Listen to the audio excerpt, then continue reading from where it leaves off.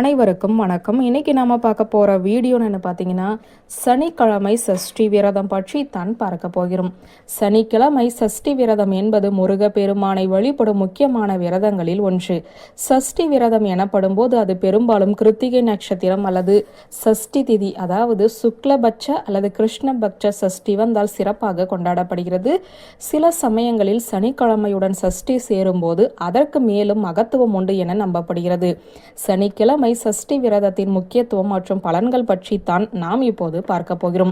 சனிக்கிழமையன்று விரதம் இருப்பது சனி தோஷங்களை குறைக்கும். சஷ்டி விரதம் முருகனுக்கு என்று அர்ப்பணிக்கப்பட்டது. இரண்டும் சேரும்போது சனி பகவானின் அருள் மற்றும் முருகப்பெருமானின் ஆசீர்வாதங்கள் இரண்டுமே கிடைக்கும். சனி பகவானுடைய தோஷங்களில் இருந்து விடுபட்டு பாவ விமோச்சனம் கிடைக்க சனிக்கிழமையில் வரக்கூடிய சஷ்டி விரதத்தின் போது முருகனை வழிபடலாம். காலையிலேயே விரத நியமங்களோடு சீக்கிரமே எழுந்து ஸ்நானம் செய்ய வேண்டும். முருகன் ஆலயத்திற்கு சென்று வழிபடலாம் அல்லது வீட்டிலேயே பூஜை செய்யலாம்.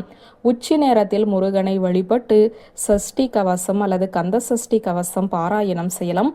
பலர் உணவேதுமே உண்ணாமல் உபவாசம் மேற்கொள்கிறார்கள். சிலர் பழம், பால் போன்ற சாத்வீக உணவுகளை மட்டுமே எடுத்துக்கொண்டு விரதம் மேற்கொள்கிறார்கள். இரவு பஜனை அல்லது கந்த புராணம் பாராயணம் செய்துவிட்டு விரதத்தை முடிக்கலாம். வீட்டில் பூஜை செய்பவர்கள் பூஜை அறையை அலங்காரம் செய்து முருகனை மனையில் அமர்த்தி அவருடைய வேலுக்கும் அபிஷேகம் செய்து வழிபட வேண்டும். துன்பங்களை போக்கக்கூடிய அற்புத சக்தி முருகனுடைய வேலுக்கு உண்டு.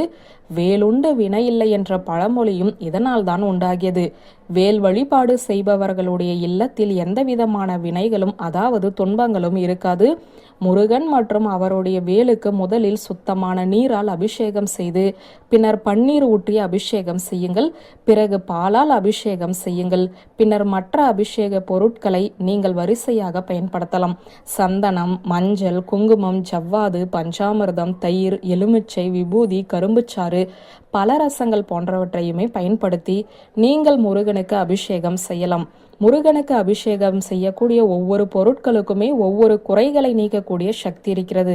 பின்பு பூக்களால் அலங்காரம் செய்து வெற்றிலை தீபம், நெய் தீபம் போன்றவற்றை ஏற்றி வைத்து வழிபாடு செய்யலாம். வெற்றிலை தீபம் ஏற்றினால் குடும்பத்தில் இருக்கும் பிரச்சனைகள் தீரும், தொழிலில் நல்ல வளர்ச்சி உண்டாகும், புத்திரபாக்கியம் ஏற்படும். நெய் தீபம் ஏற்றி வழிபட்டால் சகல சௌபாக்கியங்களும் உண்டாகும். தடைகளை தாண்டிய முன்னேற்றம் நிச்சயம் உங்களுக்கு முருகன் அருளால் கிடைக்கும் என்பது நம்பிக்கை. இந்த சனிக்கிழமை சஷ்டி விரதத்தை மேற்கொள்வதன் மூலம் பாவ விமோச்சனம், மன அமைதி, குடும்ப நலன், சுகம் மற்றும் குழந்தை பேறு போன்ற பல ஆசிகளும் கிடைக்கும் என நம்பப்படுகிறது. வியூவர்ஸ், இந்த வீடியோ உங்களுக்கு பிடித்திருந்தால் லைக், கமெண்ட், ஷேர் பண்ணுங்க. நன்றி.